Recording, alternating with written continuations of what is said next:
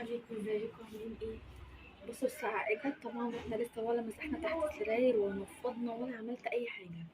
يا دوب كنت غسلت بس السجادة ونزلتها كده في فيديو قصير وغسلت الحاجات اللي هي مش نظيفة عندي.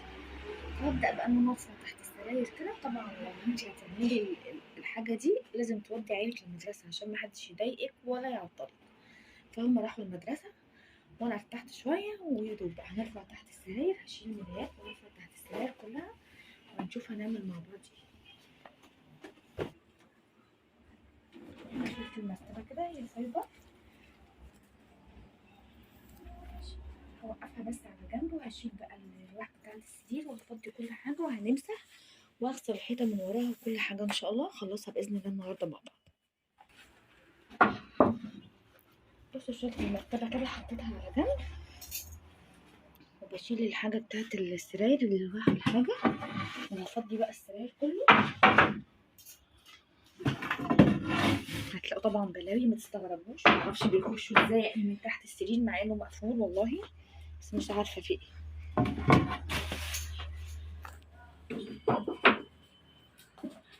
هفضي كل حاجة كده ونرجع ايه.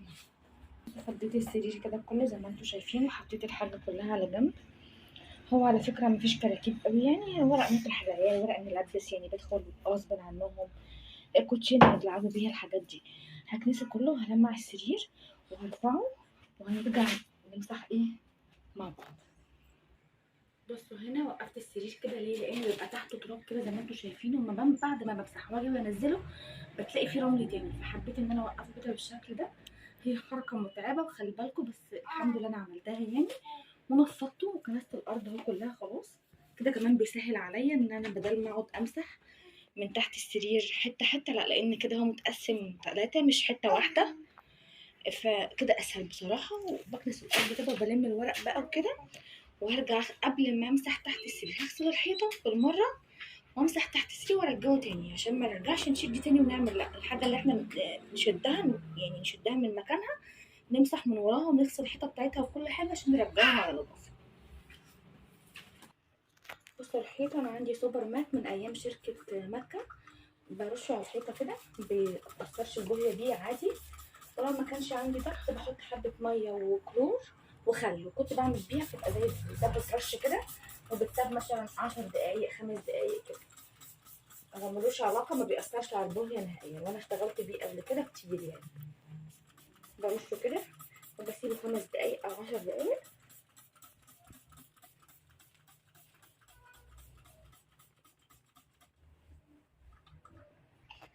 بصوا هنا خلاص جبت الفرشه دي، اكيد كلنا عارفينها يعني بصراحه، من ساعه ما جبتها وما عدتش بطلع اقف فوق حاجه وانا واقفه كده على الارض ولا على كراسي ولا على اي حاجه، بتخلي الدنيا زي الفل.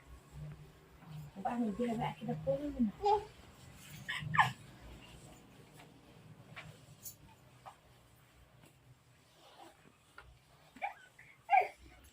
هنا خلاص مسحت كده زي ما انتوا بالشكل اللي انتوا شايفينه، وبدات ارجع الحاجه دي، حاجات ملهاش مكان عندي في المطبخ، فبضطر ان انا احطها كده، ولما بعوز بسحب منها الحله الكبيره انا اخدها بره.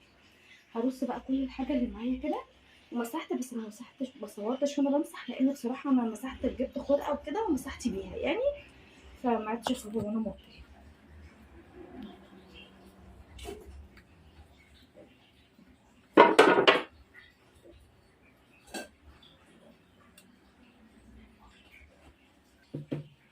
هنا خلاص بقى رصيت كل حاجه مكانها تاني، الحاجه اللي انا طلعتها حطيتها تاني، وحطيت اللي هي الحاجات بتاعه السرير، وهحط المرتبه وهرفع بقى تحت السرير تاني، هعمل نفس الحركه دي.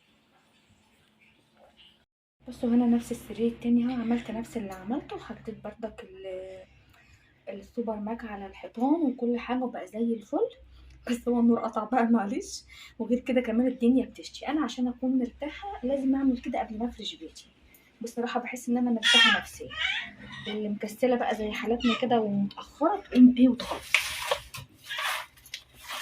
انا اللي مأخرني بصراحه ان انا معانا يعني يونس نونو لسه ما كملش سنه، فتعبني جدا، ما بعرفش اعمل منه اي حاجه. لمها بقى كده وهمسحها وهرجع الحاجه بتاعته بالشكل اللي احنا شفناه. على فكره هي مطربه بس، لكن بصوا انا لسه ما مسحتش والبلاط زي الفل يعني. انا كده كان النور اجا، بس ما لحقتش ان انا اخلص السرير التاني زي ما قلت لكم، وعيالي كانوا اجوا، فحبيت ان انا اعمل فطار. عملت بيض بالبسطرمه وفول بطحينه، وكان عندي مربى وزبده وطعميه وبرنجان مملح كده، بصراحه بيبقى جميل. هنفطر بقى وبعدين نكمل ايه بقيه التنظيف بتاعنا. خلاص كنت خلصت السرير بقى وفرشته، وكنت كمان نزلت اشتريت شويه حاجات، وخلاص كده الحيطه بقت زي الفل وكله بقى زي الفل. يا رب يكون الفيديو عجبكم، ما تنسوش بقى لايك وشير.